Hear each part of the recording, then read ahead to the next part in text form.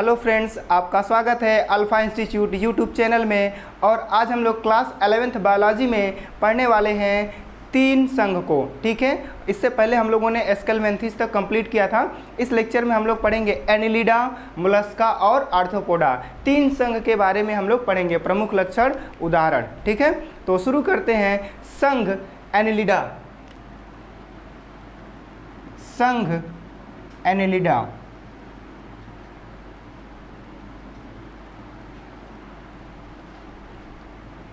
Annelida.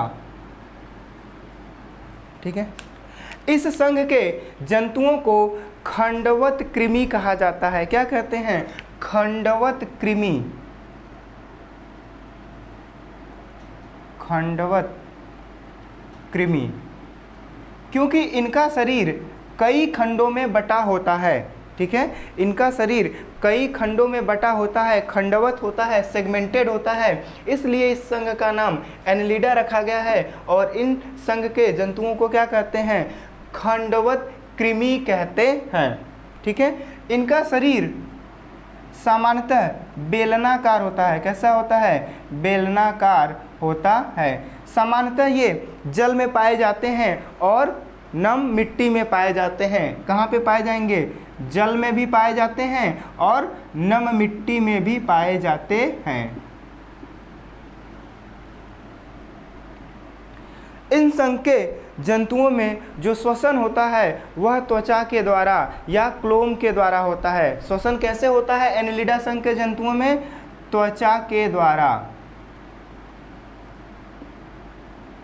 त्वचा के द्वारा होता है श्वसन। ठीक है, या क्लोम के द्वारा। ठीक है, गिल्स के द्वारा या क्लोम के द्वारा क्या होता है? श्वसन होता है। सामान्यतः यहाँ पे जो उत्सर्जन की क्रिया होती है, उत्सर्जन के लिए यहाँ पे मेटा उत्सर्गिकाएं पाई जाती हैं। उत्सर्जन किसके द्वारा होता है? मेटा उत्सर्गिकाओं के द्वारा क्या होता है? उत्सर्जन होता है। मेटा उत्सर्गिकाएं उत्सर्जन करने का कार्य करती है। उत्सर्जन में क्या होता है? हमारे शरीर में बनने वाले जो नाइट्रोजन युक्त उत्सर्जी पदार्थ होते हैं उनको शरीर से बाहर निकाला जाता है। ठीक है, तो उत्सर्गिकाओं के द्वारा क्या होता है? उत्सर्जन होता है। परिसंचरण तंत्र यहाँ पे कैसा होता है? ध्यान देंगे। परिसंचरण तंत्र, परिसंचरण तंत्र। ठीक है, सर्कुलेटरी सिस्टम जिसको कहते हैं। परिसंचरण तंत्र यहाँ पे बंद प्रकार का होता है। किस प्रकार का होता है? बंद प्रकार का होता है, अर्थात रुधिर वाहिनियों में बहता है। एनिलिडा संघ के जंतुओं में जो रुधिर होता है वह रुधिर वाहिनियों में बहता है, धमनी और सिरा में बहता है। यहाँ पर हीमोग्लोबिन पाया जाता है, लेकिन हीमोग्लोबिन प्लाज्मा में, कहाँ पर? प्लाज्मा में घुला होता है, प्लाज्मा में घुला रहता है। ठीक है, यहाँ पे आरबीसी नहीं पाया जाता, इसलिए हीमोग्लोबिन क्या होता है? प्लाज्मा में घुला रहता है। ठीक है, आरबीसी नहीं है। जैसे मनुष्य के शरीर में जो हीमोग्लोबिन होता है वह कहाँ पे पाया जाता है? आरबीसी, लाल रुधिराणुओं के सतह पे पाया जाता है। जैसे ये लाल रुधिराणु है, इसके सतह पे यहाँ पे हीमोग्लोबिन पाया जाता है। लेकिन क्योंकि ये संघ एनिलिडा, इस संघ में आरबीसी नहीं पाए जाते, तो जो हीमोग्लोबिन है, लाल रंग का जो वर्णक होता है, वह कहाँ पे? प्लाज्मा में ही, घुली अवस्था में ही पाया जाता है। ठीक है, समझ में आया? इस संघ के जंतु एक लिंगी या द्विलिंगी। ठीक है, इस संघ के जंतु कैसे? एक लिंगी या द्विलिंगी, दोनों प्रकार के हो सकते हैं। एक लिंगी या द्विलिंगी, दोनों प्रकार के होते हैं। यहाँ पर एक लार्वा बनता है और लार्वा को कहते हैं ट्रोकोफोर लार्वा। क्या कहते हैं? Trochophore larva. Trochophore larva. ये सभी जंतु ये सभी जंतु, यहाँ पे सिमेट्री की अगर हम बात करते हैं तो सिमेट्री कैसी होती है इनकी, इन सभी जंतुओं की द्विपार्श्वीय सिमेट्री होती है। द्विपार्श्वीय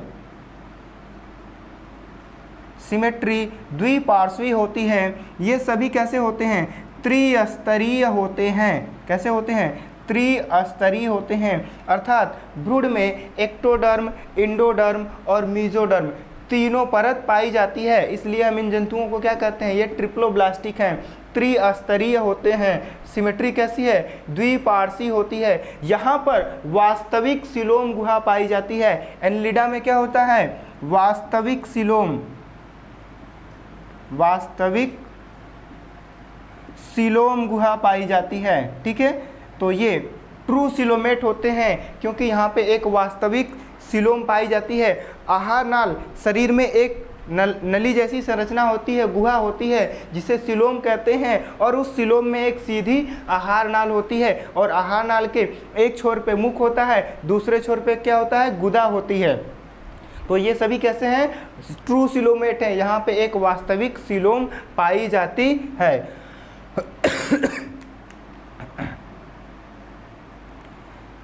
एग्जाम्पल देखिए, इस समूह में कौन कौन से जंतु आते हैं।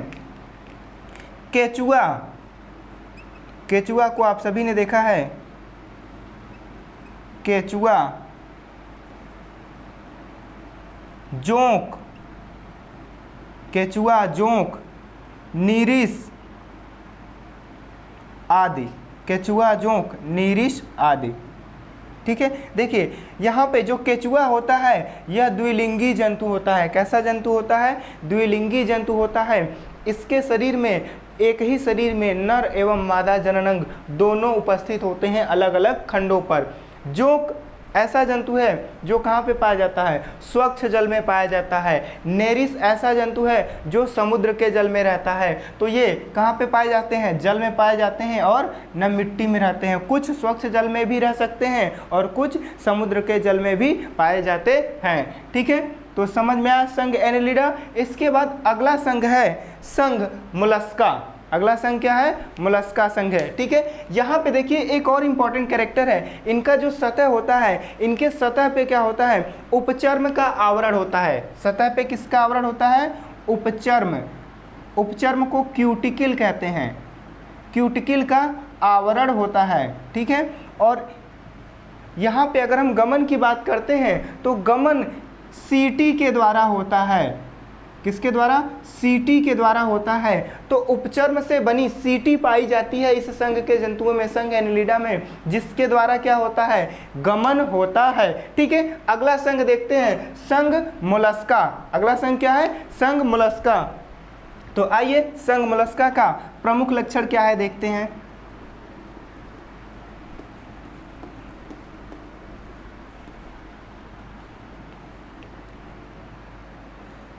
संघ मोलस्का,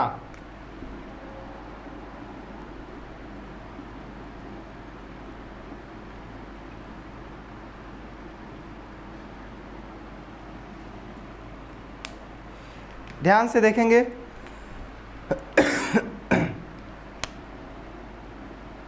मोलस्का संघ के जो जंतु होते हैं वो सामान्यतः मुख्यतः क्या होते हैं, समुद्री ही होते हैं, समुद्र के जल में पाए जाते हैं। मुख्यतः कैसे होते हैं, समुद्री,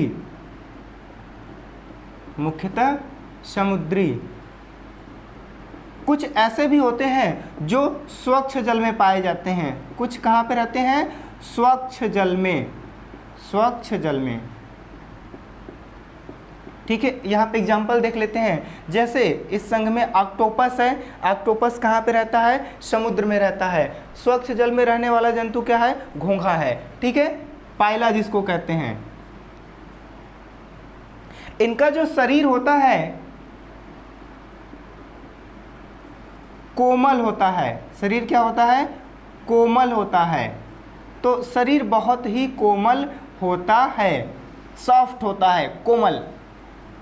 अब अगर इनका शरीर क्या है, सॉफ्ट है, कोमल है, तो क्या होगा, सुरक्षा की भी आवश्यकता होगी। ठीक है, इनके कोमल शरीर के ऊपर एक लसलसे पदार्थ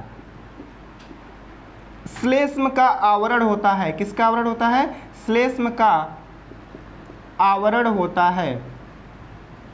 ठीक है, शरीर के ऊपर कैल्शियम कार्बोनेट से बने खोल होते हैं। क्या होता है? इनके शरीर के ऊपर कैल्शियम कार्बोनेट का बना क्या होता है? खोल होता है, और उस खोल को मेंटल कहा जाता है। खोल को क्या कहते हैं? मेंटल कहते हैं। तो संघ मोलस्का के जो जंतु होते हैं उनके शरीर के ऊपर एक कठोर कैल्शियम कार्बोनेट से बना खोल होता है, और उसे क्या कहते हैं? मेंटल कहा जाता है। यहाँ पर ये सभी जंतु त्रिस्तरीय होते हैं। कैसे होते हैं? त्रिस्तरीय, अर्थात ट्रिप्लोब्लास्टिक भ्रूण में इक्टोडर्म, मेसोडर्म और इंडोडर्म तीनों परत पाई जाती है। यहाँ पे अगर देखा जाए मोलस्का संघ के जो जंतु हैं, सममिति यहाँ पर द्विपार्श्वीय होती है। कैसी होती है? द्विपार्श्वीय सममिति होती है। लेकिन कुछ जीवों में क्या होता है? ऐंठन के कारण जो सममिति है वो बदल जाती है। तो यहाँ पे सममिति दो प्रकार की हो सकती है, द्विपार्श्वीय या अरीय सममिति भी हो सकती है। असममिति, द्विपार्श्वीय या असममिति हो सकती है। असममिति, ठीक है। शरीर में द्विपार्श्वीय सममिति रहती है, लेकिन मुख्यतः क्या होता है? इनके शरीर में ऐंठन हो जाता है, जिसके कारण सिमेट्री क्या हो जाती है? असममिति हो जाती है। मीन्स हम किसी भी स्थान से दो समान भागों में इसको नहीं बांट सकते हैं। यहाँ पर जो परिसंचरण तंत्र होता है वह खुले प्रकार का होता है। मोलस्का संघ के जंतुओं में परिसंचरण कैसा होता है? परिसंचरण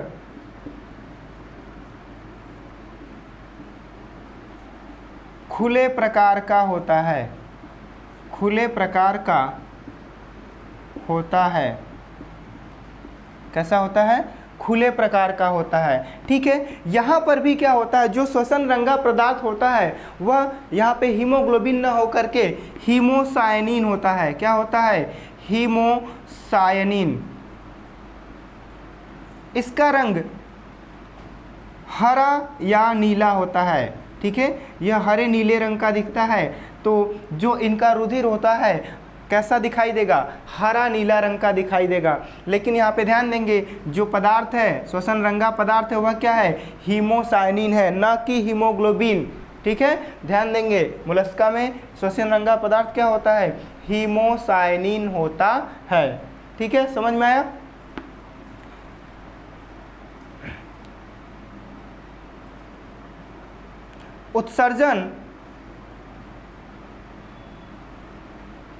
उत्सर्जन अध उत्सर्गिकाओं के द्वारा होता है।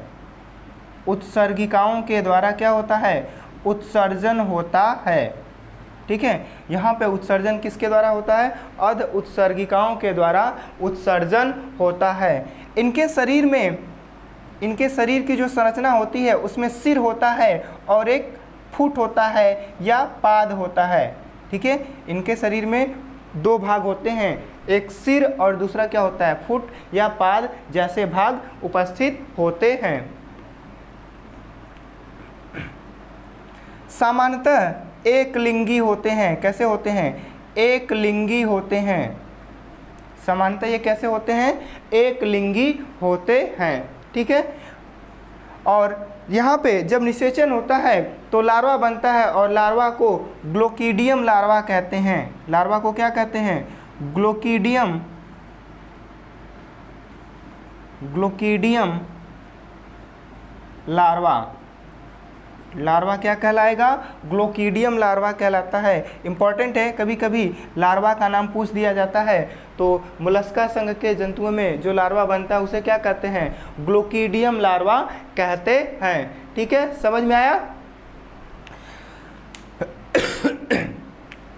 एग्जाम्पल देखिए, मोलस्का संघ में कौन कौन से जंतु पाए जाएंगे? घोंघा, शंख,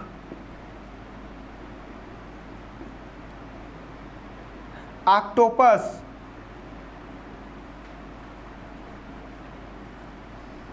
यूनियो,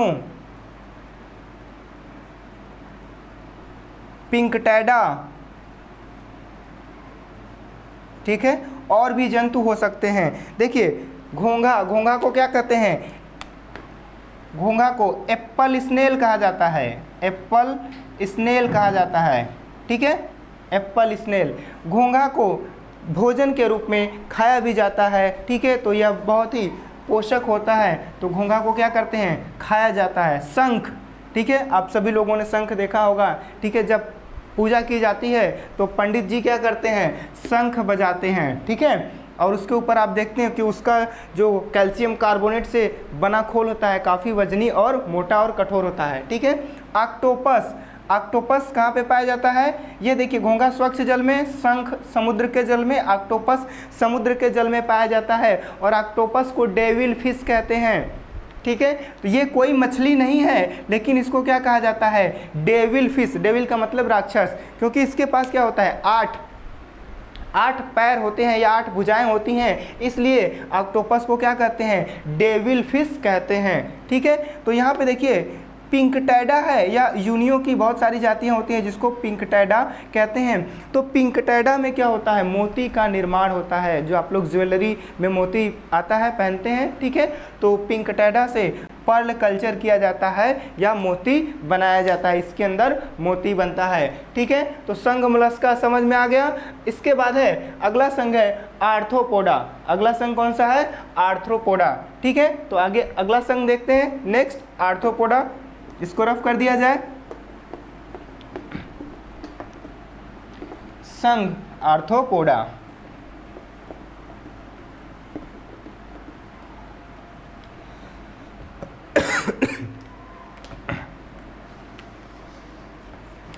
संघ आर्थ्रोपोडा,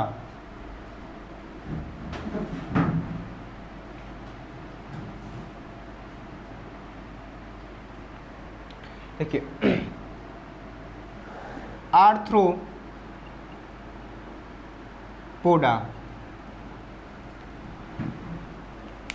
ठीक है। आगे देखिए संघ आर्थ्रोपोडा जंतु जगत का सबसे बड़ा संघ होता है। यह क्या है, सबसे बड़ा संघ होता है, सबसे बड़ा संघ होता है। पृथ्वी पर जितने भी जीवधारी पाए जाते हैं उसमें सबसे ज़्यादा जीव संघ आर्थ्रोपोडा के होते हैं, ठीक है। किस संघ के, आर्थ्रोपोडा संघ के होते हैं। इसके बाद जो दूसरा बड़ा संघ होता है वो होता है मोलस्का। सबसे बड़ा कौन है, आर्थ्रोपोडा है, और इसके बाद दूसरे नंबर पे आता है मोलस्का। तो पृथ्वी पे सबसे ज़्यादा जीव किस संघ के पाए जाएंगे, आर्थ्रोपोडा के, और फिर उससे कम मोलस्का संघ के। देखिए इस संघ का नाम है आर्थ्रोपोडा।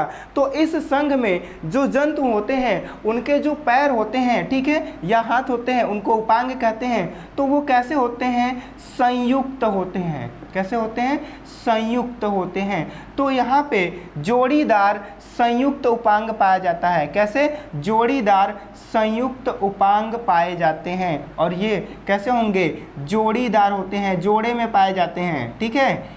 तो इस संघ के जंतुओं में जोड़ीदार संयुक्त उपांग पाए जाते हैं। एग्जाम्पल के तौर पे देखिए, जैसे मच्छर, मक्खी, ठीक है, तितली, इंसेक्टा इसी के अंदर आता है, और इन सभी में क्या होता है, 3 जोड़ी उपांग होते हैं, ठीक है। कितने जोड़े, 3 जोड़े होते हैं।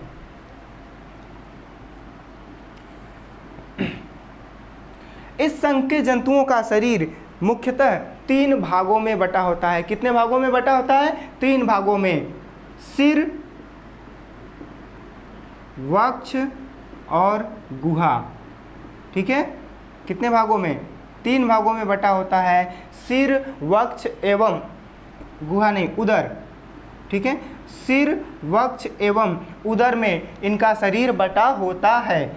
शरीर के ऊपर क्या पाया जाता है, बाह्य कंकाल पाया जाता है, बाह्य कंकाल पाया जाता है। और यह बाह्य कंकाल यहाँ पर काइटिन से बना होता है। किससे बना होता है, काइटिन से बना होता है। यह एक प्रकार का क्या होता है, कार्बोहाइड्रेट होता है, ठीक है। तो बाह्य कंकाल आर्थ्रोपोड के जंतुओं में काइटिन से बना होता है। किससे बना होगा, काइटिन से बना होगा। श्वसन,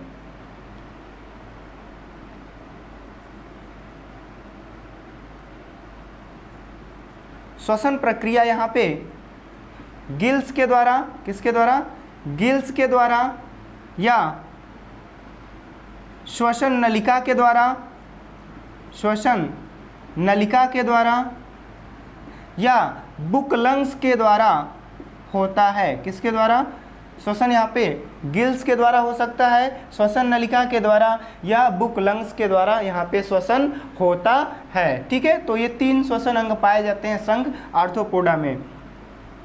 उत्सर्जन, उत्सर्जन कैसे होता है, देखिए उत्सर्जन मेटानेफ्रिडिया के द्वारा होता है। उत्सर्जन के लिए यहाँ पर मेटानेफ्रिडिया पाई जाती है, तो मेटानेफ्रिडिया के द्वारा उत्सर्जन की प्रक्रिया होती है। ठीक है, श्वसन गिल्स, श्वसन नलिका, बुकलंग्स के द्वारा, और उत्सर्जन मेटानेफ्रिडिया के द्वारा। परिसंचरण तंत्र देखिए यहाँ पे कैसा होता है। परिसंचरण तंत्र, परिसंचरण तंत्र खुले प्रकार का कैसा होता है, खुले प्रकार का होता है, बंद प्रकार का नहीं होता है, खुले प्रकार का।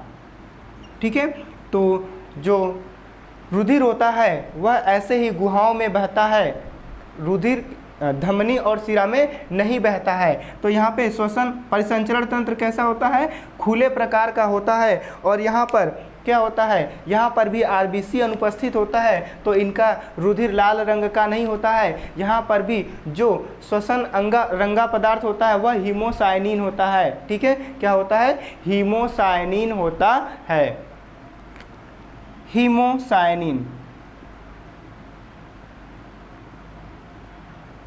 तो यहाँ पे श्वसन रंगा पदार्थ क्या होता है, हीमोसायनिन होता है।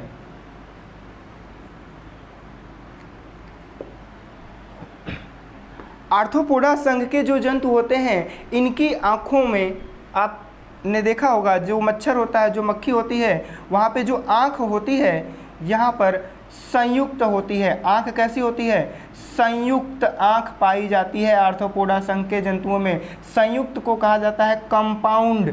तो इनमें कैसा आँख पाया जाता है, कंपाउंड आई पाया जाता है। कंपाउंड आई क्या होता है, जो आँख होती है यह अनेक छोटे छोटे कोष्ठकों में बटी होती है। ठीक है, तो कंपाउंड आई पाई जाती है आर्थ्रोपोडा संघ के जंतुओं में। जो मच्छर होते हैं, मक्खी होते हैं, तितली होते हैं, इन सभी की, या फिर काकरोच होता है, तो उसकी आंखें कैसी होंगी, संयुक्त होती हैं, कई छोटे छोटे कोष्ठकों में बटी होती हैं। ठीक है, समझ में आया। नेक्स्ट,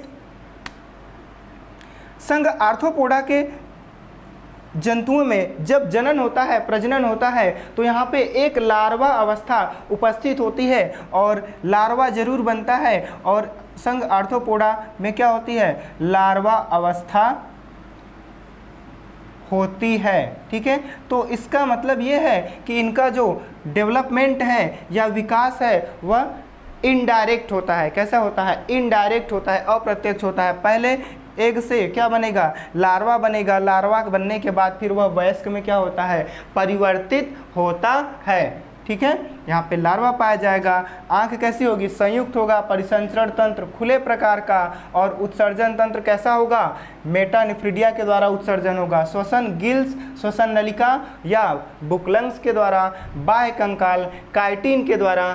सिर क्या होगा, वो सिर, जो शरीर है, सिर, वक्ष और उदर गुहा में बटा होता है। उपांग कैसे होते हैं, संयुक्त और जोड़ीदार होते हैं। ठीक है, और इस संघ के जो जंतु होते हैं, इन जंतुओं में जो सिमेट्री होती है, ठीक है, सममिति द्विपार्श्वीय होती है। कैसी, द्विपार्श्वीय सममिति होती है, द्विपार्श्वीय सममिति होती है।